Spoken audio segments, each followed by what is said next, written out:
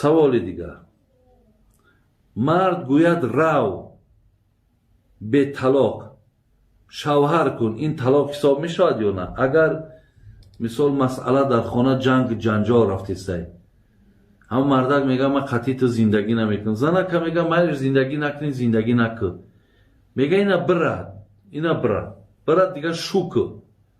агар ҳамин масъалаи талоқ рафтистай ё ҳамин калимара бигӯй бира шуку ё ина туда ҷавоб ё сар додам, ҳаминҷа талоқи боин мешавад. то айсар никоҳ накунен, айсари нав бо ҳам духтарака маҳр натен, никоҳтон дуруст намешавад. барои ҳамин бисёр эҳтиёт кунед масъаларо, ки ин масъала бисёр масъалаи ҷиддӣ аст. саволи дигар: оё зан метавонад мӯи мардакро тарошад? зеро мегӯянд ки агар мард зан агар сари мӯи мардака тарошад талоқ мешавад. не, ин гапҳо ягон асл надорад. занак метавонад ки мӯи сари мардака тарошад, ба ҳазур ягон боки надорад, вай занш аст. иҷозат ай агар зане ки бо мӯи сари агар мардакша тарошида битона дар ҳар як тори мӯш иншоалло худо барои савоб менависад. хуш ба ҳоли ҳамун занакое ки мақсад бо мардакошон дар ҳолати мисол ҳамун ғусл карданшон ё овозӣ карданшон ёрдам мекунанд. хилас бисёри ҷое ҳаст ки аки тари смистител надора ки тори сараш об реза. мисол ай вақташ ай марди мо ҳамун сатил буду, кружка буду, об буд, болоаки сари мардакашда об реза, пешои бару пуштои ҳамура мақсад як лиф қатия дасташ қатия бимола тоза куна. и худо баракат шидия, и падару модараш иншоалло хонаи қаброшон иншоалло шод мешавад. барои ҳамин ҳичи боки надорад. ҳар хизматеро ки метавонед дар ҳаққи шавҳаротон бикунед, ба дуои неки инҳо шумо ҳам дунётон ободай, ҳам охиратон ободай. устодҷон, дар қабристони рӯзҳо кор кардан ҷоизай. шумо дар қабристона метавонед ҳатто ҳамун қабрҳорам биканед бо маблағҳои муайяне ки ҳамҷо шартнома мекунед. метавонед ки ҳамун қабристона мисол агар биган ягон гулкорӣ кунед бикунедшон, ҳичи боки надорад, кораш ҳалолай, дурустай. номи писарамро Матин гузоштаам. оё ин чӣ маъне дорад? Матин дар сураи Зориёт агар нигаҳ кунед, дар Қуръон чанд ҷо Матин мегзарад. инналлоҳа ҳуа раззоқ зулқувватил матин.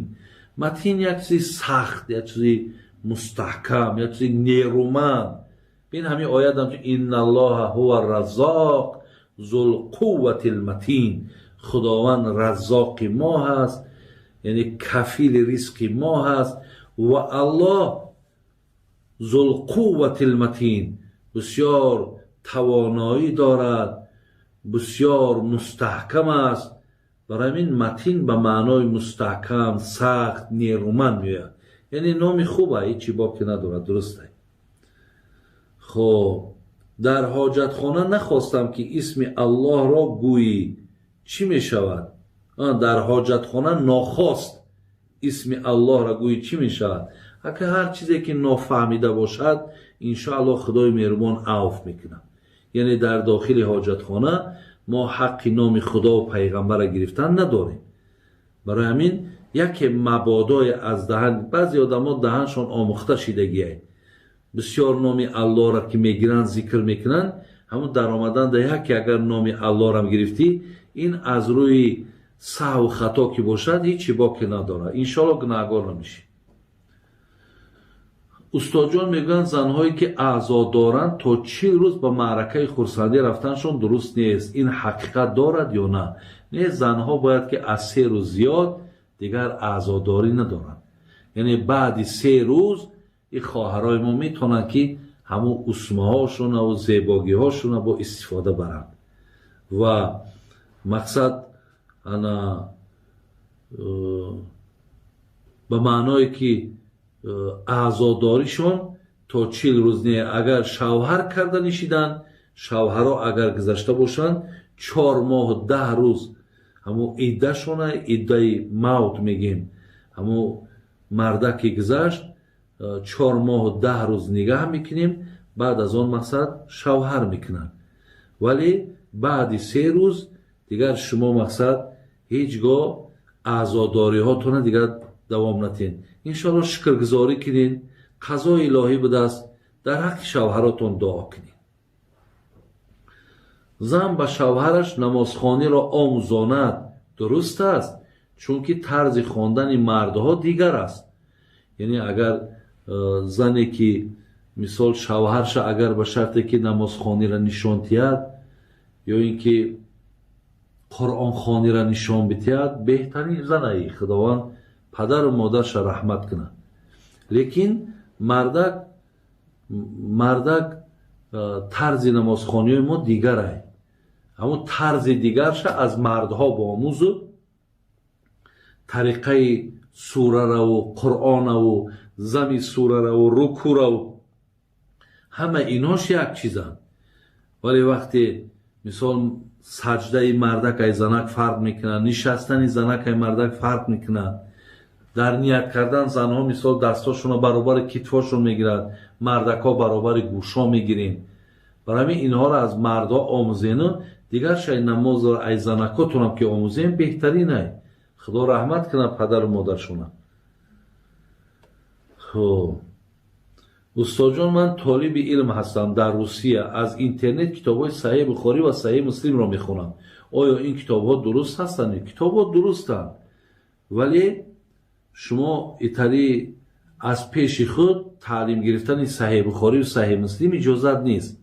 حتما ای نظر استاد بگذارونین و با شرحاشون خونین، زیرا ای ظاهر حدیث ما و تو حکم نداریم که حق نداریم که حکمی را صادر کنیم. چیزی که محدثین گفتن، چیزی را که مجتهدای مذهب گفتن، ما از نگاه اونها بعد حدیث برادر عزیز معنا میکنیم و به دیگران تعلیم میکنیم. راستا از درون اینترنت خواندی هم، لیکن حقی به یک کس بگویی که من در حدیث فلان مسئله را دیدم، ایده حقی حکم کردن نداری. او را شرحاش دیدن در کار که در شرح این حدیث چی آمده است، که این محدثین ما در شرح اینها چی گفتن، بعدا برادر عزیز حقی گپ زدن داری. استاد جان، خب جوانی که آیله دار هست از او پرسند که تو زن داری، ولی او گوید نه، در همین جا زنش طلاق می شود یا نه؟ نه، زنش طلاق نمیشه. اگر یک مردی را بگن زن داری یا نه، بگن نه من زن ندارم، دروغ می شود، دروغ، لیکن زنش طلاق نمی شود. بابا جان، زنم سری فرزند رفت و باز از همین وبایی که هست از همین بود، میگویند حکم شهید را دارد، این درست است؟ و از او به من 2 فرزند مانده است. التماس در حق زن و فرزندام دعا کنید. خدای مهربان این خواهر ما را رحمت و مغفرت کنه. فرزندکایی که از او باقی مانده است عمر دراز و دعاگوی پدر و مادر گردانه و انشاءالله این زن هم سری فرزند رفتن شهیدی دارد و هم از این بیماری رفتن هم. یعنی این خواهر ما بسیار درجه بلند بردگی است. برای همین در حقشون دعا کنین. شما هم شوهرین، خدا خواهد دعای شما و در پیشگاه خداوند قبول است. الله رحمت و مغفرتشون کنه.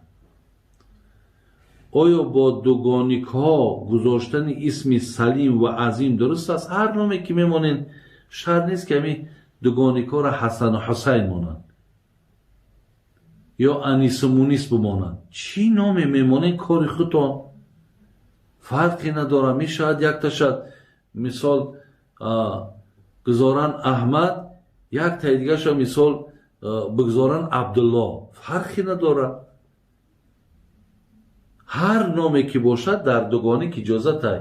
شرط نیست که هر دوش هم ردیف باشند یا هر دوش مثال باید حتما فاطمه و زهرا باشه و یا حسن یا حسین باشه.